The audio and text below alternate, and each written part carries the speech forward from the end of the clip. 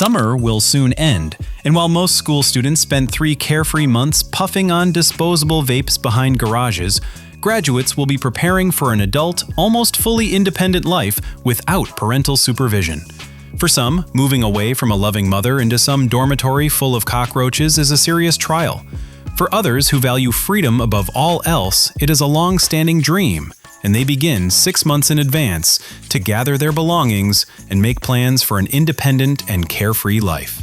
With the first group, everything is quite clear. They will most likely stay living with their mother until they are 40, but the second group does not yet suspect that ahead of them lies not only freedom and parties, but also the reverse side of independent life, which can hit very painfully.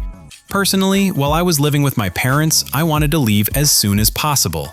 Anywhere at all. All the disadvantages seemed distant and unrealistic simply because I had nothing to compare it with.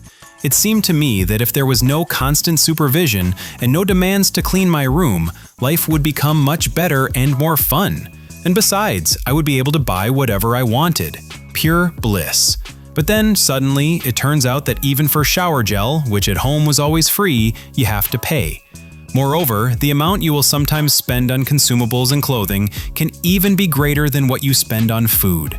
And only when I found myself in a strange city, alone, and faced with the choice of whether to spend my last money on a bowl of rice or on a bottle of vape liquid, did I begin to understand that not everything is as simple as it seemed. So that such situations do not happen to you, I will tell you about my personal experience of moving out of my parents' home and give you a couple of tips. From the height of my practically elderly 30-year-old age, the first problem you will face is money.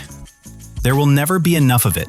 Most likely, if you did not go into construction work, but instead enrolled in university or a technical college, your parents will give you small handouts, a couple of 100 rubles a week, so that you do not starve to death.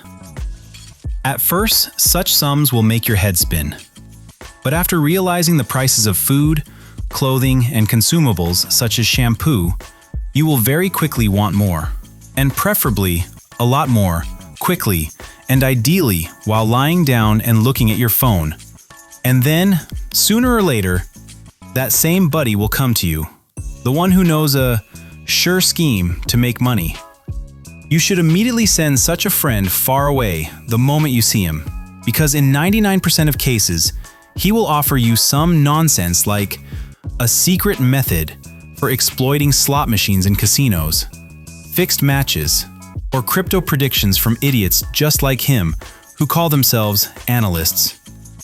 Remember, and better yet, write on your forehead, one axiom: the casino always wins. It is a well-formed system that has been chewing people up and spitting them out for decades, leaving the roadside littered with people who have soiled their underwear and are deep in debt. And if someone on the internet really wants to help you make money, in 100% of cases, they are making money off you. No one will ever share a simple and working scheme for making money, even if they manage to find one. And as for fixed matches, or paid forecasts for meme coin rates, yes, such things exist. I myself was shocked. Just forget about them.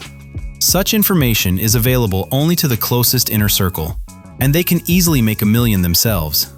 None of them will risk leaking this information just to sell you a signal for like $3. The most they might do is divide their subscribers into 2 groups, give one half the signal to buy and the other half the signal to sell, so that half the hamsters make money and then run to tell their equally clueless friends about these signals.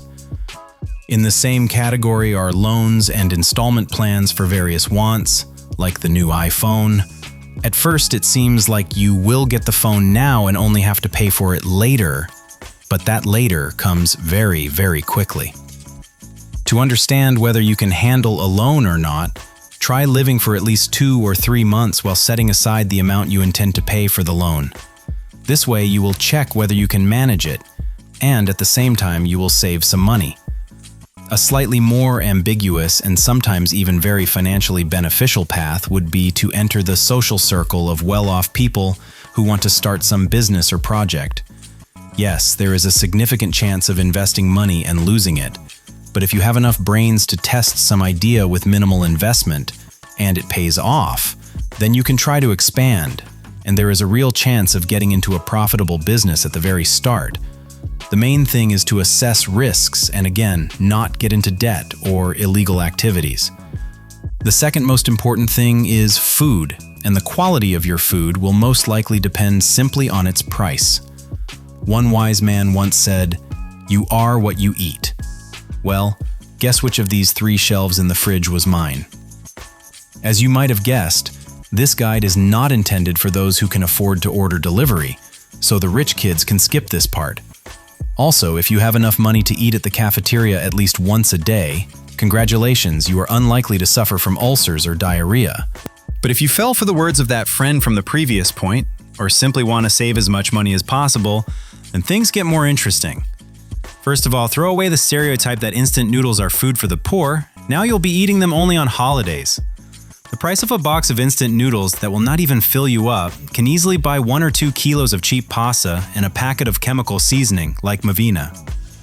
The taste is almost the same, but it will last you for 2 to 3 days, especially if you supplement your diet with meat from caught pigeons or dried cockroaches.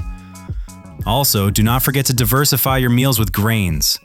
Buckwheat and rice are also quite cheap and will help when you're sick of pasta. Whenever possible, buy, or steal from home, cheap meat like chicken, because without protein things will get bad quickly.